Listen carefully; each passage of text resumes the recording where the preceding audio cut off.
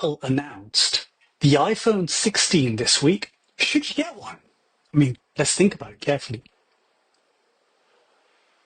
I probably won't jump to the iPhone 16, but as I've seen around on Instagram and TikTok and YouTube, people are criticizing Apple all the time that they haven't really made any significant improvements to the iPhone. Let's explore that and unpack that question. In a nutshell, though, I don't think I'd buy the new iPhone. Not to say it's not good, but it's a question of how badly do you need the features. My preference is to buy a generation or two behind. So if you're a bit more sort of like, thoughtful about how you spend your money, rather than queuing the night before and trying to get the latest iPhone, which if you especially want that, that's wonderful. I think staying at the cutting edge is also very true and very good.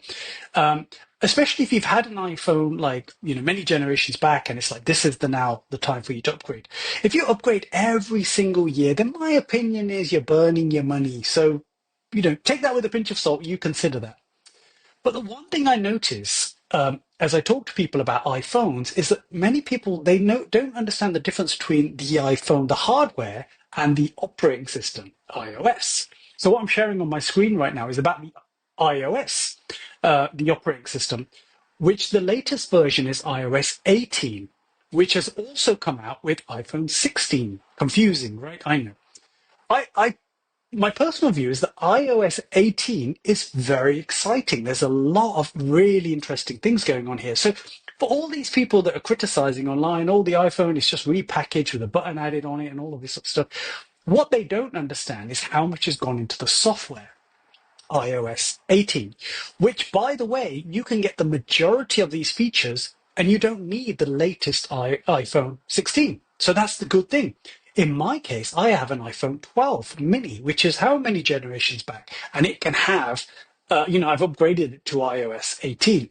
So I'm going to touch on, not going to go through all of the things that is possible that you can do on this, which there's a lot. Um, but I want to highlight to you what I think are the best things. First of all, and this is only going to come on iPhone 16, are some of the Apple Intelligence features, which are great. So I'll just scroll down. If you're not on the video version of this, I'll describe as much as possible. So Apple Intelligence is the big thing. It's they didn't want to use the term artificial intelligence, which I totally understand.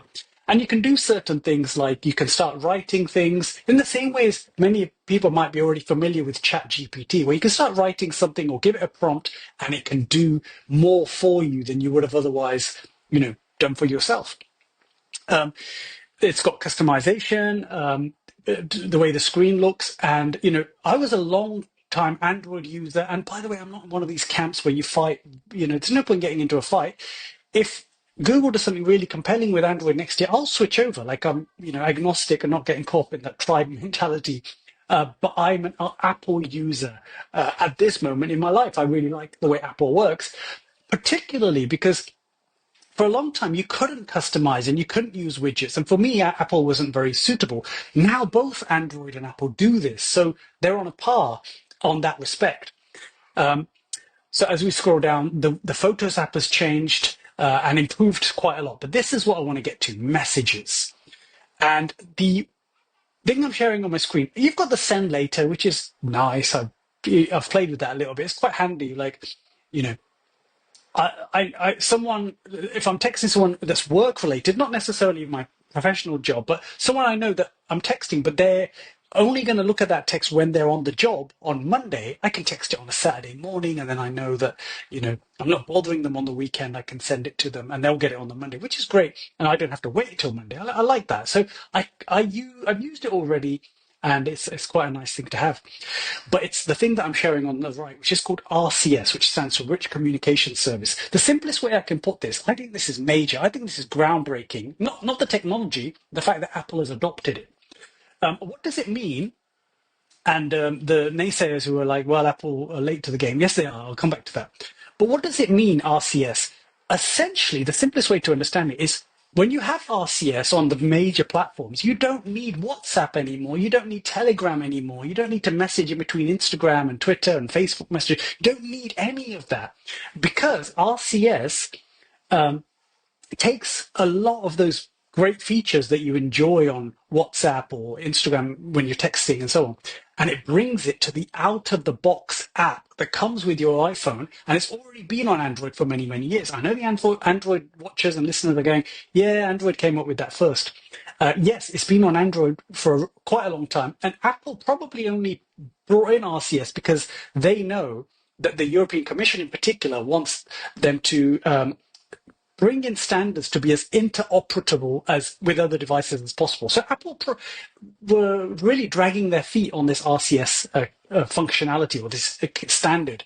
I'm really glad that they brought it. But the bad news, if you're in the UK like me, it's not there yet. So I was hoping I installed the beta versions of iOS 18, and each one I'm updating it, going, has it got RCS yet? Has it got RCS yet? RCS yet? And no, it hasn't. And even now, I've got the latest version, still not got RCS in the UK. Apparently, it's not to do with Apple, though. It's to do with the networks, your Vodafones and your EE and so on.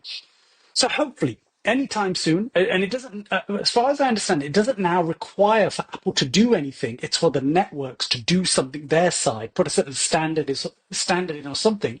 And at some point, I hope within weeks rather than years, RCS will become a standard on Apple as it has already been on Android devices for many, many years. So to me, RCS is such a fantastic thing. When I have it, I really want to uninstall WhatsApp. I really want to uninstall maybe Instagram, but certainly WhatsApp. And if you're like me, you like, minimalism and really not having to use lots of apps and all of that distraction, then I think this is a really good thing. By the way, one of the reasons I think people use WhatsApp is to create groups amongst iPhone and Android users. Well, RCS will support that, so that's a really nice feature. The only problem with RCS is I think anyway, is that you have to have a mobile number. You see, things like Telegram, you have user IDs, or Signal, you have user IDs, so you don't have to give people your mobile number. But for the foreseeable future, if you're joining into groups, people will have your mobile number. And for many of you, you're already giving up your mobile number in WhatsApp groups naively anyway. So, don't do that. Some people are joining groups and there's hundreds of people in there and they all got your mobile number. Anyway, that's for a different video or different podcast. So am I going to get the iPhone 16, or what am I going to do about the fact that I have an iPhone 12 mini? I don't know if you know this, but there's this tool which I think is really smart. And this helps you deal with this, should I get the latest iPhone? So I was putting it in, I put like, okay, if I was to think about, I don't especially need a new iPhone, by the way. I think my iPhone 12 mini is really cool. I'm videoing what you see on here right now. But I could make some decisions. I don't want the big ones, like the Max and all of that. The screens are too big. I'm not really interested in that. But they don't do an iPhone 16 mini. If they did, I'd probably be very interested in that. But anyway, it's not. So the iPhone 15 and the iPhone 16 are not too big compared to the mini, although I prefer the mini. And as I scroll down, I can look side by side about like thinking about some decisions. So the iPhone 12 mini is no longer available, on their website. But just price wise, the 15 is 699 and the 16 is 799. So £100 difference, something to think about. Is it worth that extra £100? So as I scroll down, the size of the 15 and the 16 is the same. There's some couple of differences. The 16 supports Apple Intelligence. Is that interesting to me? Possibly, but I'm more interested in Apple Intelligence for my MacBook than I am on my iPhone. So again, not going to jump at that. But as I scroll down and I look at the differences, the camera control on iPhone 16 is quite interesting to me. This idea that you have a hardware button you can press to take photos. I like that. For such a long time, devices haven't had that. But in the old days, in Nokia days, you used to have, a button. Sony did it many times. So I really like that. And I've missed this idea of not being able to, quick start your camera and then take a photo and be able to like use it for focal points and stuff. So that is really a nice feature. I think quite a big deal. But this is the relatively big deal. Although actually, I'm looking at this now. So, okay, my mobile has a 12 megapixel ultra wide lens, which is quite nice. Quite happy with it. But it's interesting to me that the 15 and 16 is such an upgrade, 48 megapixels. So that I would expect the crispness of the images to be, very, very good. And then the 16 has something extra, the 12 megapixel ultra wide, whereas on the 15, it doesn't say how many megapixels there is. So that's kind of interesting. Again, if I'm serious about photography, that extra £100, it seems to me quite worth it, especially it's got some things on spatial photos and videos, macro photography, various photographic styles. The trouble is you don't know how good these are. I mean, you can maybe look around on some YouTube videos, but until you actually have it in your hand and try them, and try and practice using them, you don't know like how useful are these to me. For me, the key things are taking photos of my daughter growing up and taking nice shots. That's pretty much my main thing. So for that, it may be worth it. And then other than that, there's a few interesting things like emergency SOS by satellite. I think that's for people who get stuck in a mountain somewhere. Or maybe I'm being naive about that, but I'm not sure. Not of particular interest to me. I like the USB-C change. Obviously, that's so again something Apple didn't want to do, but they were told to do by the European Commission. I like not having Thunderbolt connectors one day. So all of my devices being USB Type C. I won't go into too much more detail, but the key thing I'm trying to get across to you is that you can use a tool like this, especially if you're considering that question, shall I upgrade my iPhone? It looks side by side what things are important to you and what you get for that. Um, I should have done this the other way around. Now I'm going to share the video, which shows you this is actually made by Google, or more specifically the Android team, which makes the point that I was making earlier about RCS, Rich Communication Service, which Google have been hassling Apple for like about 4 years, I think. Come on, switch on RCS, make it available, and now very soon RCS will be available. To me, this is the biggest deal. You don't have to get an iPhone 16 to be like, oh, I have to wait for an iPhone 16 to get RCS. No, for as long as you can have iOS 18, which I mean, I've got an iPhone 12, so I can have it. So it goes back like many, many years, like 6, 7, 8 years, you can have iOS 18. And as long as you can have iOS 18, you can have RCS. So watch this video or listen to it. I'll explain it on the podcast. Um,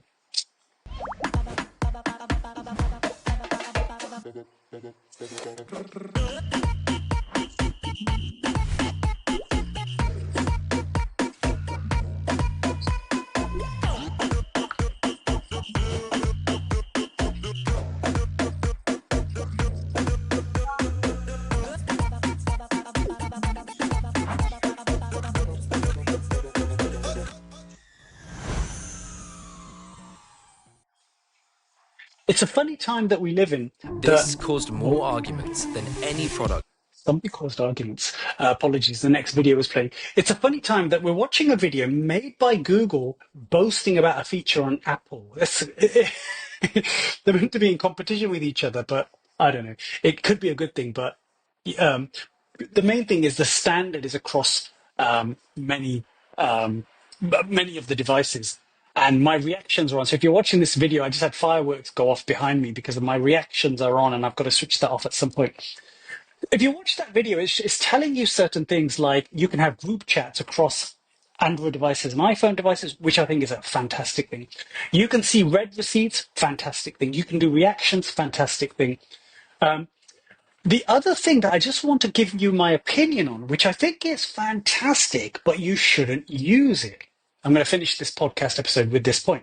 It says, if you think about the previous standards, what it's trying to get at is that MMS and SMS, when you send photos and videos, when you send them between iPhones or when you send them between Android devices, you get good quality. But when you send them across each other, they get down pixelated.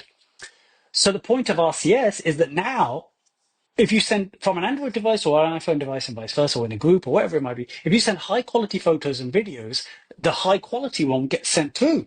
And that sounds on the surface like a really good thing.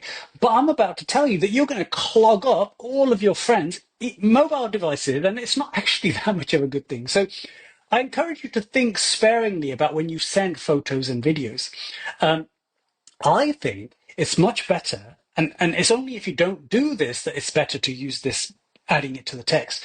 But I think on iPhone devices, you should use iCloud, and on Android devices, you should use Google Photos. upload your photos and videos to those services or Dropbox or any other service which supports, or Facebook or whatever it might be. Upload it to those, and then share the links in the chat in your texting. This is, in my opinion, good etiquette, because then you're not filling up the other person's text messaging with, megabytes and gigabytes and many, many gigabytes of videos and photos. So that's my advice to you.